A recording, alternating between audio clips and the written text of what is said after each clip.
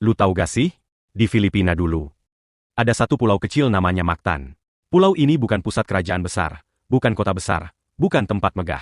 Cuma pulau biasa. Isinya orang-orang yang hidup dari laut, nyambung hidup dari dagang, nanem, dan nyari ikan. Tapi di pulau kecil itu, ada satu pemimpin yang namanya belakangan bikin dunia Eropa kebingungan. Lapu-Lapu. Orang-orang Mactan bilang dia itu tegas, keras kepala, tapi adil. Kalau dia bilang, enggak, ya beneran enggak. Enggak ada istilah setengah-setengah. Nah, masuk tahun 1521, datanglah rombongan asing yang belum pernah dilihat orang-orang Mactan sebelumnya. Kapal besar, baju besi, bendera aneh, dan gaya jalan yang bikin orang mikir. Ini siapa lagi? Itu adalah ekspedisi Ferdinand Magellan, orang Eropa yang lagi mengejar kehormatan, kekuasaan, dan jalur baru buat negaranya. Magellan mendarat di Cebu, ketemu salah satu pemimpin di sana, Raja Humabon. Humabon ini orangnya lebih diplomatis. Dia sambut Spanyol, ngobrol baik-baik, bahkan kerjasama. Tapi Lapu-Lapu beda cerita. Waktu Magellan minta semua pemimpin daerah tunduk ke Spanyol, Humabon ikut. Yang lain ikut. Tapi Lapu-Lapu berdiri tegak dan bilang, tanah gue bukan buat ditundukkan. Udah.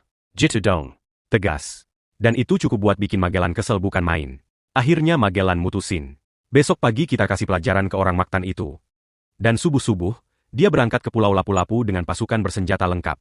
Masalahnya, Magellan gak tahu satu hal penting. Pantai Mactan itu penuh karang tajam dan air dangkal.